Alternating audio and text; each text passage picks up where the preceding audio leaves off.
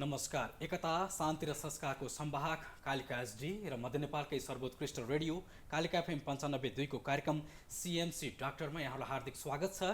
म Biplav Kafle. CMC doctor कार्यक्रम Chitwan medical कलेजसँगको सहकार्यमा उत्पादन गरिएको कार्यक्रम हो। यो कार्यक्रममा हामी कुनै एक रोगबारे दक्ष अनुभवी चिकित्सकसँग कुराकानी गर्ने गर्छौँ र उपचारको खोजी गर्छौँ, रोगबारे चर्चा गर्छौँ। आजको अङ्क अलि विशेष छ।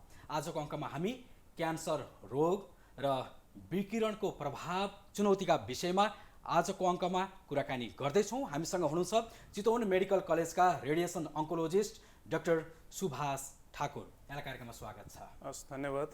आराम हुनुहुन्छ? एकदम ठिक छ। रेडिएसन अन्कोलोजिस्ट विभागमा हुनुहुन्छ तपाईँ, उपचार गर्नुहुन्छ।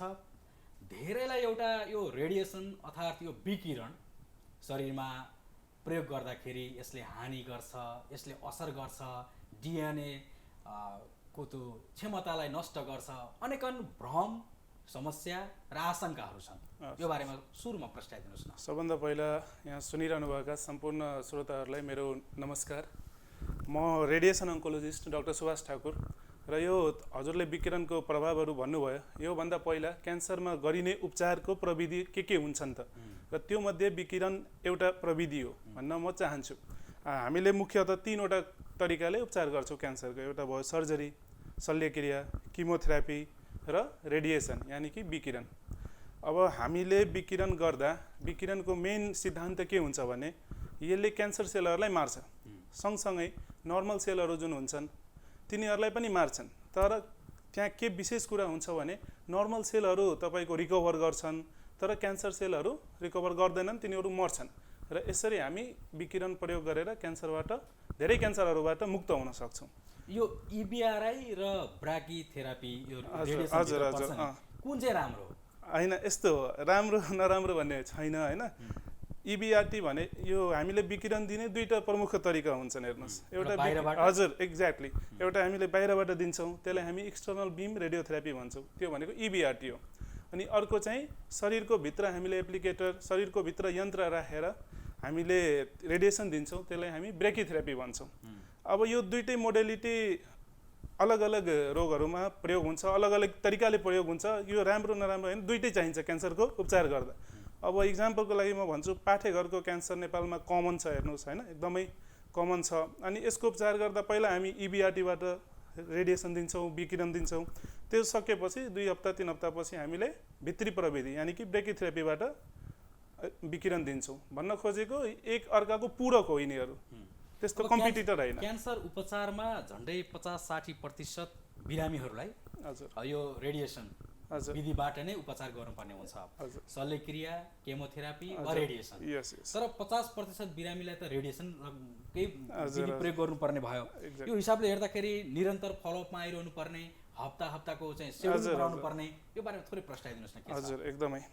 अब के हुन्छ भने विकिरण हामी जब विकिरण भनेको अब कसरी दुई तरिकाले प्रयोग गर्न सक्छन् मुख्यतः। एउटा चाहिँ रोगलाई, अब जुन रोगमा शल्यक्रिया गर्न सकिन्न त्यस्तो रोगहरूमा विकिरणको प्रयोग गरेर रोगलाई सकाउने होइन, ठिक गर्ने, निर्मूल पार्ने एउटा तरिका हो।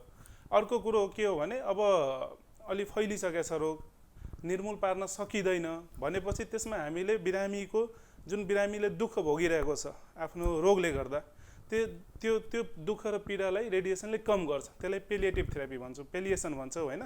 अब यो दुईवटा कुरा हो। अब कसरी गरिन्छ विकिरण होइन, बिरामीले अस्पताल जाँदा कसरी जानुपर्छ, कति दिनमा जानुपर्छ, कति दिनको थेरापी हुन्छ भन्ने कुरा कुन रोग हो त्यसमा भर पर्छ। तैपनि सामान्यतः भन्नुपर्दा प्रायःजसो ठिक गर्ने विकिरण तपाईँको 1 महिना 30 दिन 35 दिन लगातार गर्नुपर्छ। त्यसमा हामीले हप्ताको 5 दिन गर्छौँ, 2 दिन बिदा हुन्छ। त्यो बिदा हामीले दिनै पर्ने हुन्छ। त्यो सेलहरूले, हाम्रो कोशिकाहरूले त्यहाँ रिकभर गर्छन् होइन। अनि प्रायःजसो अब नेपालमा हामीले आइतबारबाट बिहिबार ट्रिटमेन्ट गर्छौँ, शुक्रबार शनिबार बिदा हुन्छ तपाईँको। अनि फेरि अर्को हप्ता आइतबारबाट सुरु हुन्छ। अनि सँगसँगै एउटा कुरा अझै बुझ्नुपर्छ कि धेरै विकिरण हामीले रेडिएसन प्रयोग गर्दा हामीले सँगसँगै किमोथेरापी पनि दिन्छौँ, त्यसलाई कन्करेन्ट किमो भन्छौँ होइन। अब सेकाउने हजुर होइन सेकाउने त रेडिएसन भयो। त्यसपछि किमोथेरापी भनेको रेडिएसनको प्रभावलाई बढाउनलाई हामीले सँगसँगै हप्तामा एकचोटि वा 3 हप्तामा एकचोटि हामीले किमोथेरापीको पनि प्रयोग गर्छौँ। जस्तो यो विकिरण जाँच्नको लागि नेपालको कानुनले बाध्य नबनाएका कारणले गर्दा बिरामीले कति विकिरण लिइरहेका छन्, यसको नाप जाँचको मोडालिटी नै छैन, डोजी मोट्री अथवा त्यो मापन गर्ने प्रविधिसम्म छैन भनेर आशंकाहरू भइरहन्छन्। हजुर हजुर चितवन मेडिकल कलेजले अब छिटै क्यान्सर अस्पतालै चलाउने कुरा पनि गर्दैछ। यो बारेमा थोरै भन्नु। यो विषयमा हामीले अध्ययन गऱ्यौँ, हामीले आफ्नो आर्टिकलहरू पनि पब्लिस गरेछौँ। हामीले के महसुस गरेछौँ भने अन्य देशहरू जस्तै नेपालमा पनि एउटा यस्तो यन्त्र या संस्था हुनुपर्छ जसले यो सम्पूर्ण रेडिएसनको क्रियाकलापलाई मोनिटर गर्नुपर्छ। हेर्नुहोस्, तर छैन। तर त्यो नभए पनि हामीले आफ्नो रेडिएसन सेन्टर बनाउँदा सुरुदेखि नै रेडिएसन सेफ्टी अफिसर भन्ने हुन्छ है। अब उहाँ चाहिँ हाम्रोमा हुनुहुन्छ। उहाँले चाहिँ भारतको होइन, भारतको अब जसले सर्टिफिकेट दिन्छ भनौँ न, भाभा सेन्टर भनेर, त्यहाँबाट सर्टिफिकेट लिएर यहाँ जोइन गरेर हाम्रो रेडिएसन मेसिनको के अरे बस्ने ठाउँलाई बङ्कर भन्छौँ, त्यो बङ्कर बाहिर बिल्कुलै रेडिएसन नजाओस् भन्ने त्यही सबै कुराहरूलाई फलो गरेर सुरुदेखि नै सिभिलको कामदेखि नै हामीले त्यसमा एकदम ध्यान दिएछौँ। रेडिएसन एकपटक एउटा खबर आएको थियो, रेडिएसन चुहियो र अस्पतालको आकस्मिक सेवा नै ठप्प भएका खबरहरू पनि आएका थिए। हजुर हजुर, त्यो जोखिम हुन नदिनको लागि तपाईँहरू पूर्व तयारीको अवस्थामा एक्ज्याक्टली सुरुदेखि नै हामीले रेडिएसन सेफ्टी अफिसरलाई आफ्नो टिममा राखेर त्यही हिसाबले कन्स्ट्रक्सनको कामहरू गरेर र त्यसपछि हामीले अहिले अब रेडिएसन सुरु गर्नुभन्दा पहिला सर्वे पनि गरिसकेका छौँ। सबै डाटा हामीहरूसँग छ होइन। सर्वे गरेर बाहिरको एकदमै सेफ छ, त्यहाँ काम गर्ने मान्छेहरू पनि एकदमै सेफ छन् भन्ने हामीले त्यसमा एकदमै ढुक्क भएर बस्न सकिन्छ। अब सिएमसीको भगिनी संस्थाका रूपमा सिएमसी क्यान्सर इन्स्टिच्युट अब यहाँले दसैँ अगाडि नै सुरुवात गर्ने भन्दै हुनुहुन्छ। 6 तले भवन, सुविधा सम्पन्न, अत्याधुनिक उपकरणहरू, झन्डै 2 अर्बको लगानी। हजुर हजुर, यो खुड्किलोसम्म पुग्नको लागि तपाईँको त रिसर्च त व्यापक होला। चितवनमै अर्को एउटा दक्षिण एसियाकै ठुलो एउटा अस्पताल हुँदाहुँदै तपाईँहरू यसैमा जानुपर्ने कारण के थियो? अब यस्तो छ, हेर्नुहोस्, अब नेपालमा एउटा अध्ययनले के देखाएको छ भने 1 लाख मान्छेमा कमसेकम 101 जनालाई क्यान्सर हुन्छ भनेपछि 3 करोड मान्छेमा कति वर्षेनी 30,000 देखि 40,000 मोटामोटी, त्यो पनि अब डाटा हाम्रो त्यति एकुरेट छैन, तै पनि भनौँ न 40,000 मान्छेलाई क्यान्सर लाग्ने गर्छ। अब त्यो मध्ये लगभग 70% मान्छेलाई हामीले रेडिएसन विकिरण प्रयोग गर्नै पर्छ।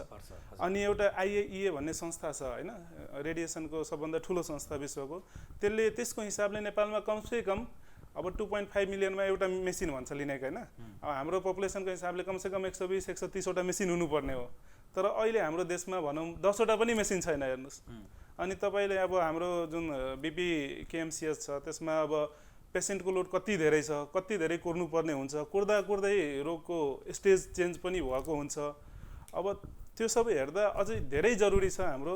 तर यो ब्राकिथेरापी जुन शरीरभित्र पठाएर गरिने यो उपचार विधि आन्द्राको, त्यसपछि पाठेघरको मुखको, फोक्सोको, श्वास नलीको यो क्यान्सरहरूमा प्रयोग हुने यो ब्राकिथेरापी समेत नभएका भन्ने खबरहरू छन् नि तपाईँहरूको? हजुर हजुर, हामीले ब्राकिथेरापी हामीले सुरुदेखि नै सञ्चालन गर्छौँ। ब्राकिथेरापीको मुख्य प्रयोग हामीले पाठेघरको क्यान्सरमा गर्छौँ, यो हेड एन्ड नेक क्यान्सर भनौँ न, जिब्रोको क्यान्सरहरूमा गर्छौँ, ब्रेस्ट क्यान्सरमा गर्छौँ होइन। प्रोस्टेट, पुरुषमा पाइने एउटा ग्रन्थि हुन्छ प्रोस्टेट भनेर, त्यसमा हामीले ब्राकिथेरापीको प्रयोग गर्छौँ। यो सुरुदेखि नै हामीले गर्छौँ र यसलाई हामीले निरन्तर गर्छौँ भनौँ न। त्यसमा कुनै किसिमको ग्याप वा त्यस्तो केही नहोस् भनेर हामीले प्लान गरेछौँ। क्यान्सर सुरुको स्टेजमै पत्ता लगायो भने 95% निको हुने हजुर सम्भावना हुन्छ, तर क्यान्सरका बिरामीहरू ढिलो गरी उपचारमा आउँछन् र त्यो कारणले गर्दा जटिलतातर्फ जान बाध्य हुन्छन्। पहिलो स्टेजमै पत्ता लगाउनको लागि तपाईँको सुझाव के छ? अब हेर्नुहोस्, अब यसो भन्दा अहिलेसम्म त्यस्तो कुनै टेस्ट रेकमेन्डेड भनौँ न, कुनै गाइडलाइन छैन कि त्यो टेस्ट गरेर छिटोभन्दा छिटो क्यान्सर पत्ता लगाउन सकिन्छ। तर हामी चाहिँ क्यान्सरको सिम्टम्स, लक्षणहरूबारे सजग भयौँ भने हामीले क्यान्सरलाई एकदम छिटो पत्ता लगाउन सक्छौँ कि मलाई क्यान्सर त भएको छैन भनेर के कुराहरू छन् त त्यो कुरामा सजग हुनुपर्छ। अब यसो भन्नुपर्दा हामीले 5-6वटा कुराहरू म भन्छु, त्यो कुराहरू एकदमै अलार्मिङ हुन्छ क्यान्सरको लागि है। अचानक वजन कम हुनु भनौँ न, अब कुनै एक्सर्साइज नगरेर वा नचाहेर वजन कुनै मान्छेको एकदमै धेरै कम भएछ होइन, 10 किलो भन्दा बढी कम भएछ विगत लास्ट 6 महिनामा भनेपछि एउटा त्यो भयो। ज्वरो लाग्नु, अनि ज्वरो चाहिँ हप्ता 2 हप्ता मेडिसिन खायो, प्यारासिटामोल खायो, एन्टिबायोटिक खायो, ठिक भइरहेको छैन हैन। त्यस्तै अब ब्रेस्टमा हैन, स्तनमा महिलाहरूमा कुनै गाँठो, एकदम ढुङ्गा जस्तो सारो गाँठो छ, वा परिवारमा भनौँ ब्रेस्ट क्यान्सरको हिस्ट्री छ हैन, जस्तै आमामा बहिनीमा त्यस्तोमा अब के अरे ब्रेस्ट क्यान्सरको छ भने आफू पनि सजग हुनुपर्छ। अब यो लक्षणहरू भनेको अब मैले भनेर धेरै हुन्छ हैन, यो कुन अङ्गमा क्यान्सर हो भनेर त्यो हिसाबले लक्षण आउँछ। अब जस्तै शरीरको कुनै भाग अस्वाभाविक रूपले बढ्यो या घट्यो र त्यो अस्वाभाविक ढङ्गले काम गर्न थाल्यो भने पनि त्यो एउटा चाहिँ लक्षण। हजुर हजुर भन्न सक्नुहुन्छ। अस्वाभाविक वजन कम हुनु, अस्वाभाविक कुनै गाँठो गिल्ठीहरू आउनु, अब हामीले नर्मल सास फेरिरहेछौँ हैन, सास फेर्न गाह्रो हुनु, खोक्दा खखारमा रगत देखिनु हैन, मलद्वारबाट टोयलेट गर्दा रगत देखिनु, पिसाब फेर्दा पिसाबमा रगत देखिनु हैन, अब यस्ता यस्ता लक्षणहरू छन्। अब यस्तो केही भयो भने हामी अवेर हुनुपर्छ र छिटै डाक्टरनिर गएर अब त्यसको लागि हामीले अब पत्ता लगाउने कुराहरू गर्नुपर्छ। त्यो गर्यो भने छिटोभन्दा छिटो पत्ता लगाउन सकिन्छ। यो तथ्याङ्क केलाएर हेर्दाखेरि महिलाभन्दा पुरुषमा धेरै क्यान्सरका बिरामीहरू फेला पर्ने गरेका छन्। धुम्रपानकै कारण 30 देखि 35% क्यान्सर हुने गरेको अवस्था। हजुर अब यस्तो छ। अब यसमा चाहिँ महिला र पुरुष भन्दा पनि अब तथ्याङ्कले के देखाएको छ भने हजुरको पहिला चाहिँ नेपालमा पाठेघरको क्यान्सर महिलामा धेरै थियो, तर अहिलेको डेटमा महिला र पुरुष दुवैमा फोक्सोको क्यान्सर सबभन्दा बढी छ। हेर्नुहोस्, अब फोक्सो क्यान्सर हुनुको सबभन्दा प्रमुख कारण नै धुम्रपान हो हैन। अब पहिला भनिन्छन् कि महिलाहरू त्यति स्मोकिङ गर्थेनन्, तर आजकल अब तिनीहरूमा पनि यो भएर अब यो विकृति भएर चाहिँ अहिले चाहिँ फोक्सोको क्यान्सर 1 नम्बरमा छ, चाहे महिला होस् चाहे पुरुष होस्। त्यसपछि महिलाहरूमा ब्रेस्ट क्यान्सर छ, अनि पुरुषहरूमा प्रोस्टेट ग्ल्यान्डको क्यान्सर।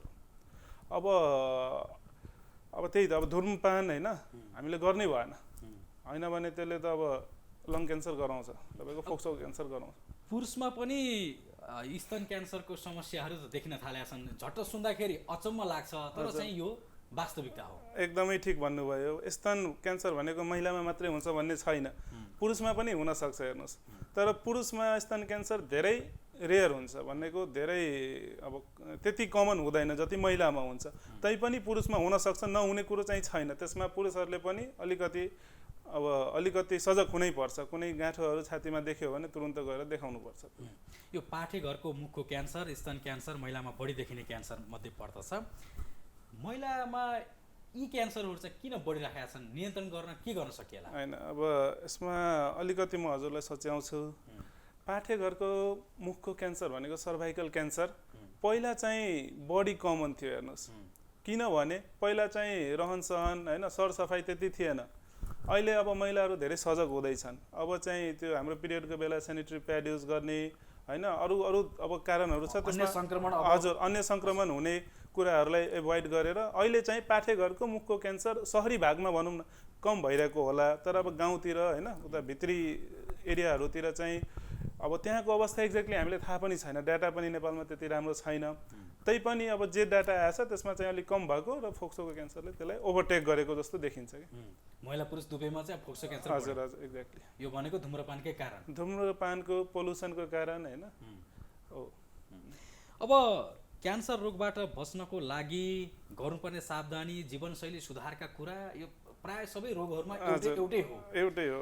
तर यो क्यान्सरको बिरामी जो हुन्छ उसको आफ्नो मनोभावना चाहिँ अलिकति डराएको जस्तो, अलिकति हतोत्साहित भएको जस्तो, यो उपचार सम्भव छैन भन्ने खालको भावना लिएको जस्तो धेरै भेटाउँछौँ बिरामीहरूमा।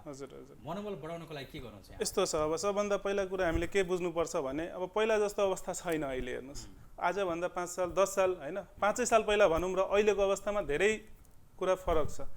अब अहिले चाहिँ कसैलाई क्यान्सर भइहाल्यो भने डराएर घरमै बस्नु हुँदैन। अहिले चाहिँ क्यान्सर पत्ता लगाएर धेरै क्यान्सरहरू निर्मूल नै हुन्छन्। इभन कि म हजुरलाई भन्न चाहन्छु, अब पहिला जस्तो अब 4थो स्टेजको क्यान्सर हो भन्छ नि, फैलिसकेको क्यान्सर हो, अब बाँचिँदैन, किन उपचार गर्ने, त्यो अवस्थाहरू धेरै फास्ट हैन, तीव्र गतिमा परिवर्तन भइरहेछ र भइ पनि सकेछ है। अब चाहिँ 4थो स्टेजको क्यान्सरहरूमा पनि तपाईँहरूले सुन्नुभयो होला, अब वर्षौँ मान्छेहरू बाँच्छन्। अब सबभन्दा मुख्य कुरा हामीले यसमा बिरामीलाई अलिकति उत्साहित गर्नुपर्छ उपचार गर्नलाई। र उपचार सँगसँगै जुन साइड इफेक्ट्सहरू आउँछ त्यसलाई हामीले सँगसँगै राम्ररी म्यानेज गर्न सक्यो भने पीडा त्यो दबाईले हामीले गरेको दबाईबाट पीडा चाहिँ कम हुनु पर्यो होइन, हामीले दबाईले पीडा बढाउनु भएन। अब त्यस्तो कुराहरू गर्न सक्यो भने चाहिँ बिरामीलाई जे होस् उत्साहित गर्न सक्यो भने उपचार गर्न सम्भव छ। हेर्नुहोस् यो क्यान्सरको उपचार महँगो छ, खर्चिलो छ, निरन्तर धाइरहनु पर्ने, फलोअप गरिरहनु पर्ने समस्या छ नि। हजुर, अरू रोगहरूभन्दा क्यान्सरको अलिकति महँगै छ उपचार होइन, तर अब हामीले जुन अब विकिरणबाट उपचार गर्ने त्यो गरिरहेछौँ त्यो चाहिँ कम्पेरिटिभली नेपालमा हामीले सबभन्दा सस्तो हामीले गर्ने कोसिस गरिरहेछौँ। अब टाउको भित्रको ट्युमर पनि शल्यक्रिया बिना नै नकाटिकन होइन त्यो चिरफार नगरिकन गर्न सकिने हाइपर आर्च भन्ने खालको प्रविधि। हजुर, म हजुरलाई अब यसलाई हजुर एक्ज्याक्टली म भन्छु तपाईँलाई। हामी सिएमसी क्यान्सर इन्स्टिट्युटमै भित्राउँदैछौँ। हजुर एकदम ठिक भन्नुभयो। अब कस्तो हुन्छ भने अब ब्रेनभित्र क्यान्सर भयो, ब्रेन ट्युमर भन्छौँ हामीले। अब त्यसमा कतिपय ब्रेनका यस्ता ठाउँहरू हुन्छन् जहाँ चाहिँ शल्यक्रिया गर्न मिल्दैन होइन, एकदम खतरा हुन्छ, त्यो गरिँदैन।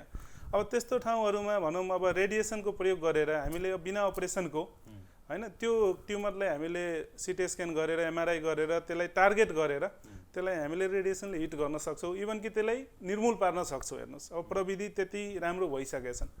हामीले रेडिएसन दिँदै पनि दिइरहेको बेला पनि हामीले त्यसको फोटो खिचेर भनौँ त्यसलाई हेर्न सक्छौँ, लाइभ हेर्न सक्छौँ कि त्यो ठाउँमा रेडिएसन गइरहेको छ कि छैन। अब त्यो बिना शल्यक्रियाको हुन्छ, त्यही भएर साइड इफेक्ट पनि शल्यक्रियाको सबै साइड इफेक्टहरू कम भयो भनेपछि एकदमै राम्रो प्रविधि हो र यो हामीले गर्छौँ। हामीसँग त्यो प्रविधि छ, हामीले भित्राएको जुन मेसिन छ र त्यसमा हजुरले भने जस्तो हाइपर आर्कहरू कुराहरू 60 काउचहरू त्यो कुराहरूले चाहिँ त्यसलाई सजिलो बनाइदिन्छ र त्यो चाहिँ हामीले राम्ररी गर्न सक्छौँ। ल यसलाई हामीले स्टेरियोट्याक्टिक रेडियो सर्जरी भन्छौँ, एसआरएस भन्छौँ है। यो 14 वर्ष पुरा भएको छ सिएमसी, 28वटा विभागबाट सेवा सुविधा दिइरहेको छ। झन्डै वर्षेनी 3.5 लाख जति बिरामीहरूले उपचार सेवा लिइरहेका छन्। तपाईँहरू क्यान्सर अस्पताल चाहिँ अब बनाइसक्नु भएको छ, 10 अगाडि खोल्ने भन्दै हुनुहुन्छ। हजुर हजुर। त्यो अन्य अस्पताल भन्दा र यो कुन स्तरको अस्पताल? हजुर, अब हजुरले एकदमै राम्रो कुरा गर्नुभयो। 14 वर्ष भयो, 28वटा डिपार्टमेन्ट छ, त्यसपछि हामीले क्यान्सर खोल्दैछौँ। अब सबभन्दा पहिला के बुझ्नुपर्छ भने क्यान्सरको उपचार एउटा मात्रै डक्टरले गर्ने होइन। क्यान्सरको उपचार भनेको मल्टिडिसिप्लिनरी एप्रोच हुन्छ। यसमा धेरै डाक्टरहरूको संलग्न हुनुपर्छ, धेरै डाक्टरहरू, सर्जन हुन्छन् होइन, प्याथोलोजिस्ट हुन्छन्, रेडियोलोजिस्ट हुन्छन्, अन्कोलोजिस्ट हुन्छन्। अब यो हामीसँग अलरेडी सबै कुरो छ, इस्टाब्लिस छ सबै कुरो भनेपछि अरू कुनै ठाउँमा नयाँ एउटा क्यान्सर सेन्टर खोल्नु र हामीले क्यान्सर सेन्टर खोल्नुमा अलिक फरक पर्छ। हाम्रो चाहिँ मल्टिडिसिप्लिनरी टिम भएकोले गर्दा, सबै एक्सपर्टहरू उपलब्ध भएकोले गर्दा हामीलाई एकदमै सजिलो हुन्छ र हामीले गरेको उपचार पनि एकदम राम्रो हुन्छ।